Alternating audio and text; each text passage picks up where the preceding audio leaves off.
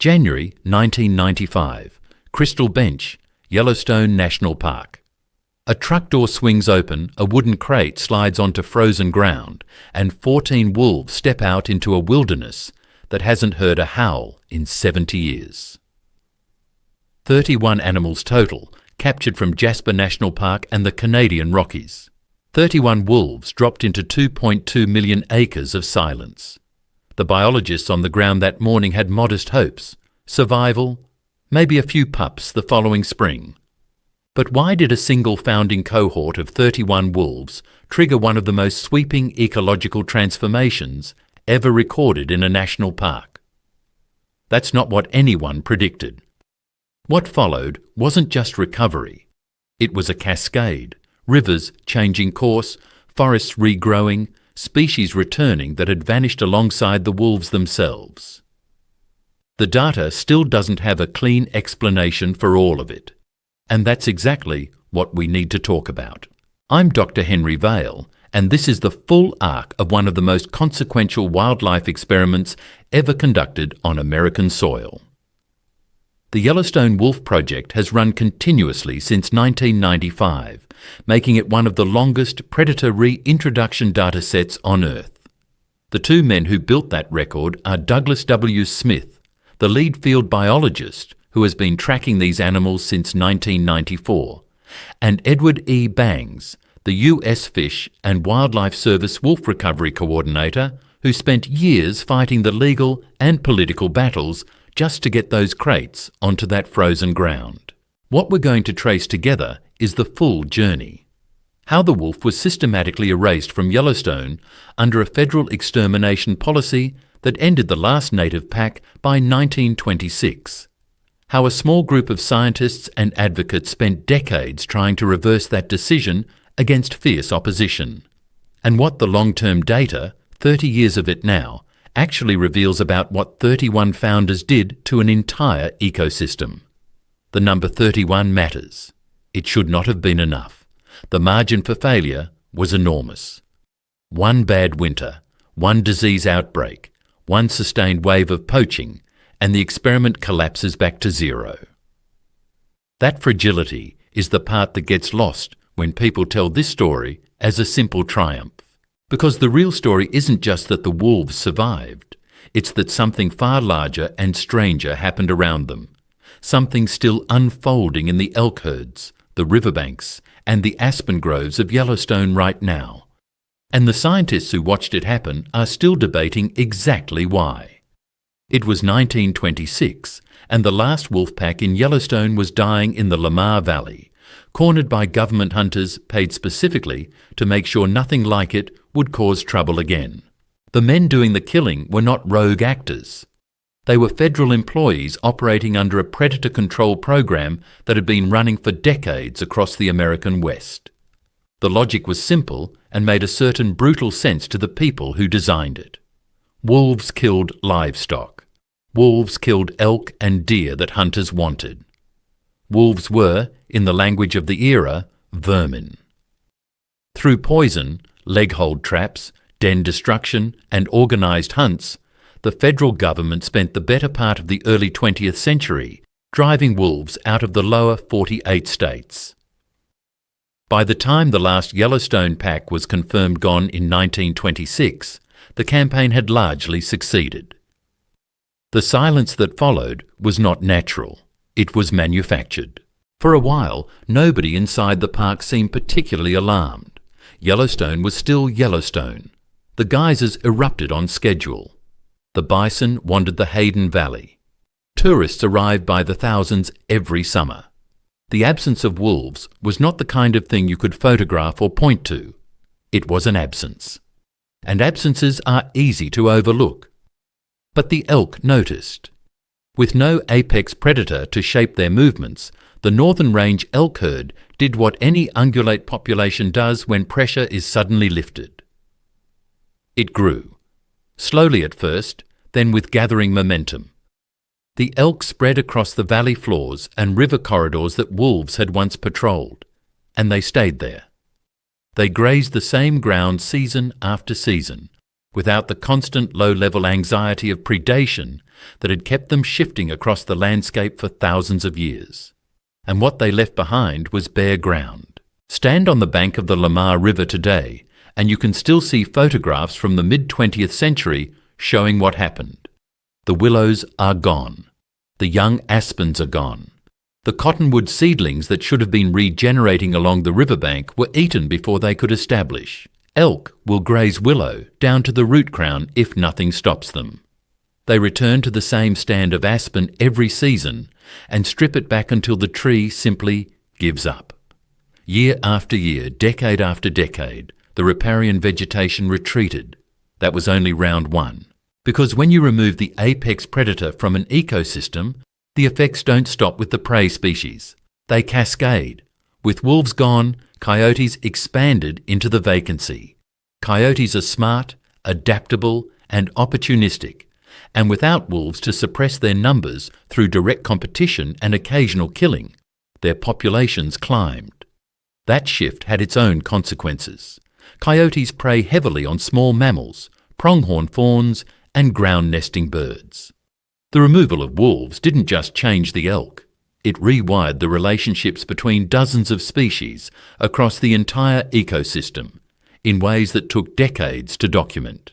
By the 1980s, a handful of ecologists were asking uncomfortable questions about what Yellowstone actually was without wolves.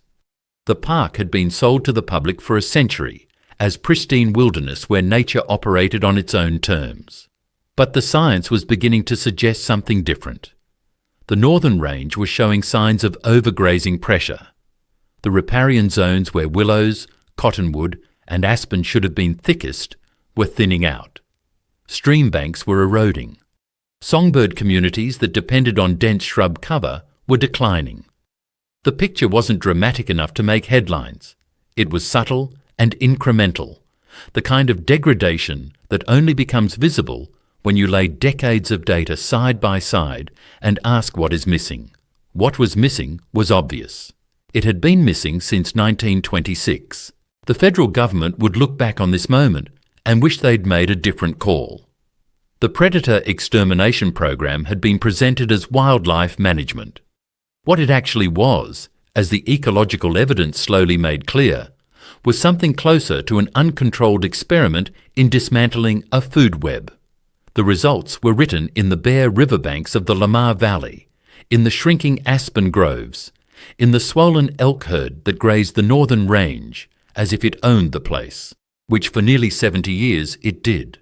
The elk population on the northern range by the late 1980s had swelled to somewhere between 15,000 and 19,000 animals. That is not a herd living in balance with its habitat. That is a herd in the process of eating its habitat into a different shape. Ecologists watching the trend could see where it was going. The park was not collapsing, but it was changing, quietly and persistently, in a direction nobody had chosen and nobody seemed able to stop. Hunting couldn't solve it. The park boundary meant hunting wasn't permitted inside Yellowstone, and the elk simply retreated inside the line during hunting season. Culling programs were politically toxic. Sterilization was impractical at scale. The only tool that could realistically restructure the elk herd's relationship with the landscape was the one removed in 1926. The irony was not lost on the scientists who were beginning to argue, loudly and with mounting evidence, that wolves needed to come back. The park had spent 70 years celebrating its wildness, while quietly running without one of the most fundamental components of a wild ecosystem. The tourists kept coming. The geysers kept erupting. And the willows kept disappearing. So yeah, not great, but the science, as compelling as it was becoming, was only one part of the problem. Knowing that wolves were ecologically necessary was not the same as being able to put them back. Returning wolves to Yellowstone wasn't a biological challenge. It was a political one. And the political landscape of the American West in the 1980s was, in some ways, even more hostile to wolves than the federal government had been in 1926. Up to this point, the elk had been winning. That was about to flip. The document that changed everything was not dramatic to look at. It was a federal environmental impact statement, dense with technical language, full of appendices and comment periods and legal citations. The kind of document that puts people to sleep at public meetings. But buried inside its pages was a question that had been building for decades, and the answer was going to reshape one of the most iconic landscapes in North America. The legal foundation for wolf recovery had been laid in 1973 when Congress passed the Endangered Species Act. The grey wolf, systematically exterminated across most of its former range in the lower 48 states, was classified as endangered. That classification came with teeth. It meant the federal government had a legal obligation not just to protect wolves where they still existed, but to actively work toward their recovery. In theory, a powerful mandate. In practice, it opened a political fight that would take more than 20 years to resolve. The 1970s passed, the 1980s arrived, environmental groups filed petitions, the US Fish and Wildlife Service commissioned studies. Scientists documented the ecological deterioration of the northern range in increasingly pointed terms. And still, nothing happened.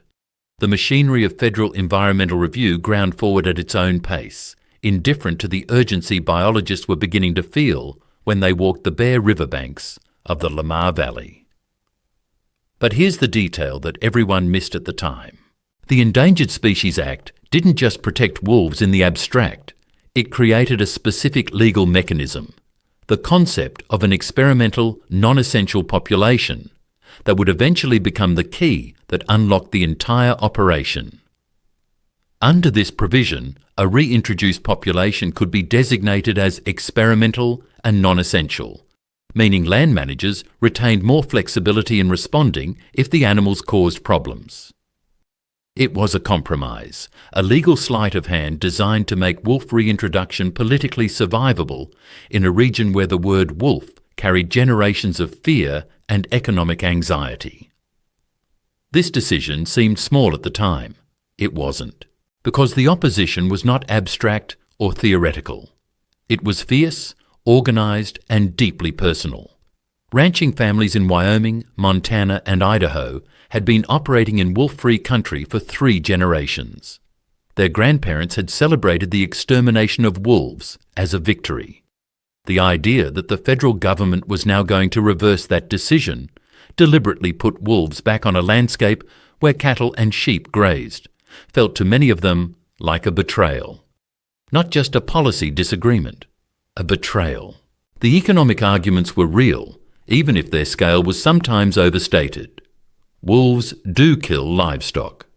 The historical record from areas where wolf populations had recovered on their own, parts of Minnesota for instance, showed that livestock depredation was a genuine and recurring problem. Ranchers who had spent decades building herds and managing grazing allotments on federal land had legitimate reasons to fear what a recovered wolf population might cost them. And their political representatives made sure those fears were heard in every public comment period and every congressional hearing that touched on wolf recovery. Read that again. Every public comment period, every congressional hearing. For more than a decade, the fight over wolf reintroduction played out in meeting rooms and courtrooms and the opinion pages of regional newspapers, while the elk continued to graze the Lamar Valley bare and the willows continued to disappear.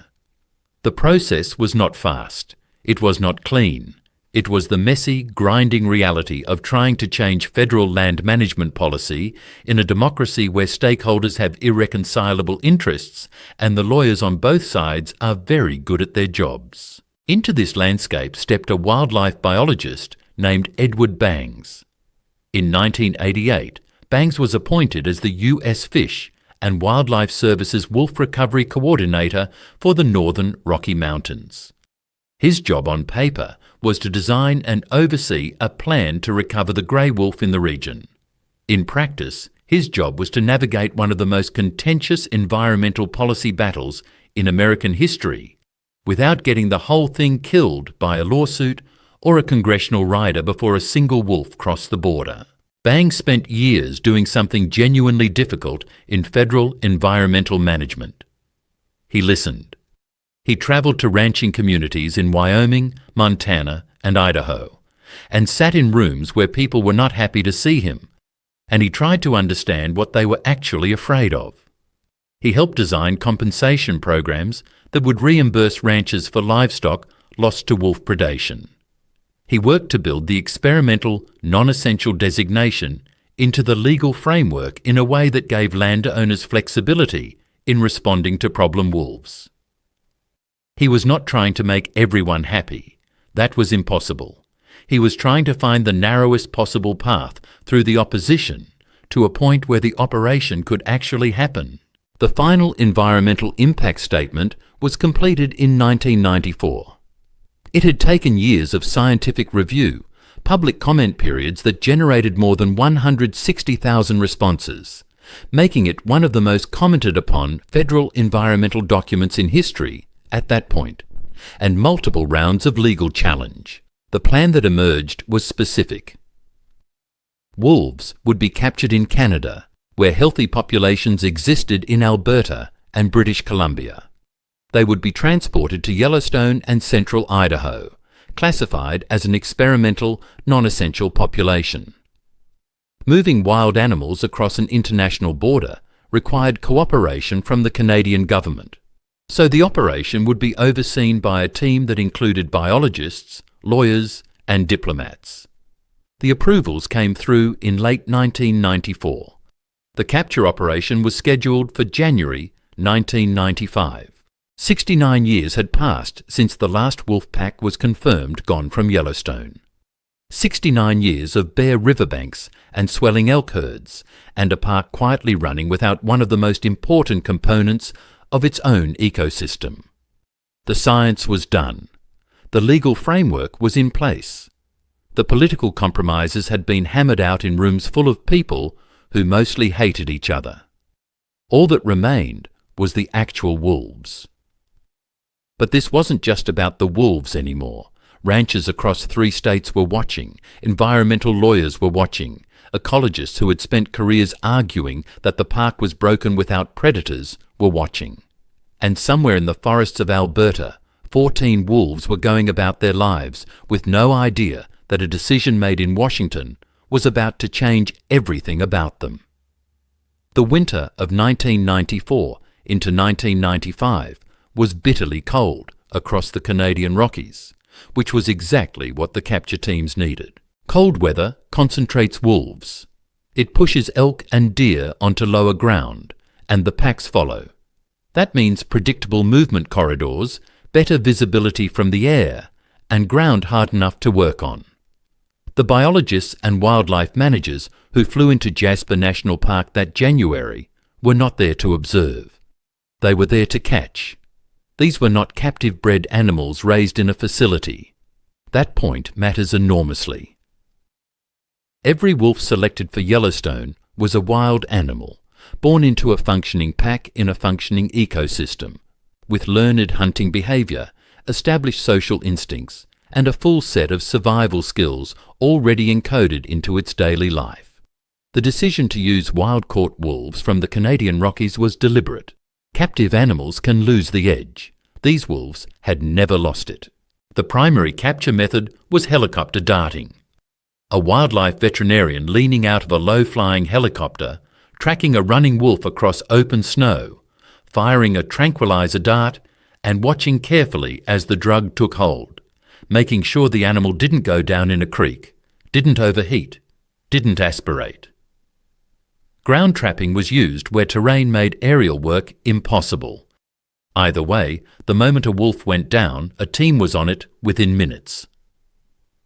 Temperature checked, heart rate monitored, blood drawn. Every animal was health screened before being considered for transport. And this is the part where things stop being straightforward. Because here is what those biologists were doing in practical terms. They were reaching into a wild ecosystem, pulling out animals that had done nothing wrong, sedating them, drawing their blood, fitting a radio collar around their necks, and loading them into crates. The wolves had no framework for any of it. They came around from the sedation in a strange box, in a strange smell, moving. Some would have been terrified.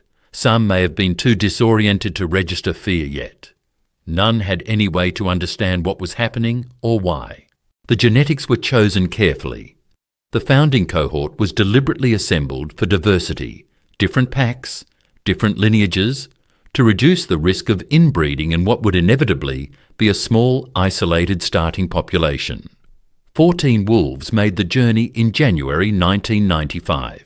17 more followed in 1996, completing a founding group of 31 animals, 31 wolves.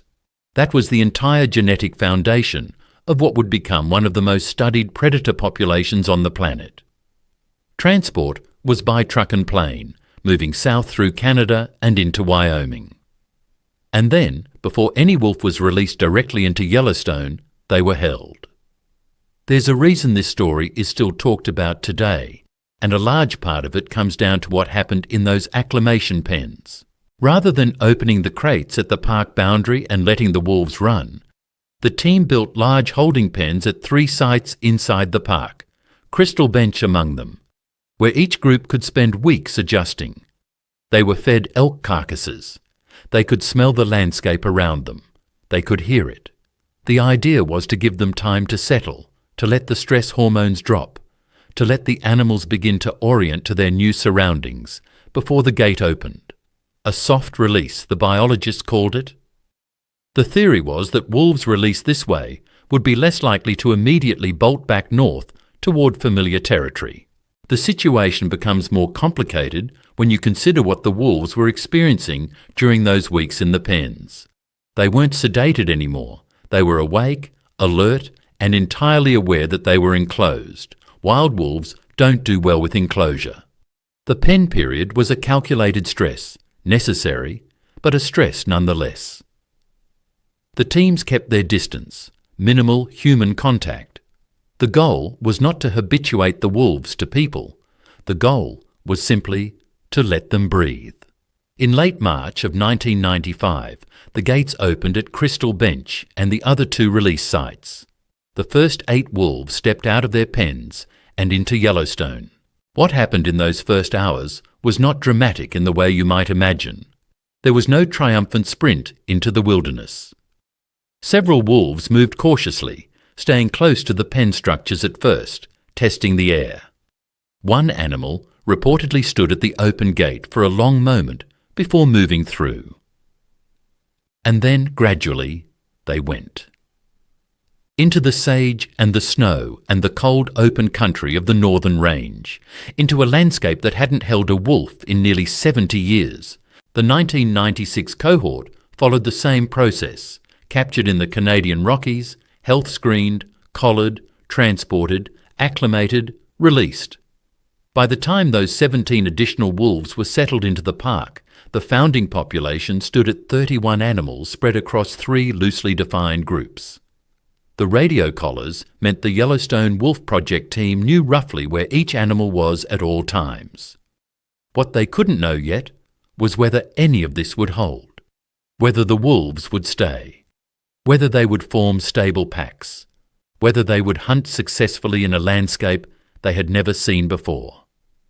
For a while, things actually seemed fine. The wolves moved, they fed on elk, and the northern range was quiet in the way that new beginnings sometimes are. That didn't last. There is a particular kind of patience required when you are waiting for something to be born that hasn't existed in a place for nearly 70 years. The Yellowstone Wolf Project team tracked the founding wolves daily. Aerial flights in small planes, ground crews with telemetry receivers, researchers triangulating collar signals across ridgelines before dawn. Every movement logged, every feeding site investigated, every pack interaction noted. The science was meticulous because the stakes were enormous and because in those first months anything could still go wrong. Wolves died, not many, but some. Intra-pack conflict claimed one. Illegal shooting outside the park boundary claimed others. Starvation was a real risk in those early weeks before the animals had fully learned the elk patterns of their new range. The project team watched all of it, documented all of it, and kept going. And then, in the spring of 1995, something happened that no one in Yellowstone had witnessed in nearly 7 decades. Pups, born in the park, born to wolves that had arrived in crates from Canada less than 4 months earlier. The Crystal Creek pack produced the first litter, small and blind, and entirely unaware of what they represented. The biologists who confirmed the birth didn't celebrate loudly. They noted it in the record and kept watching.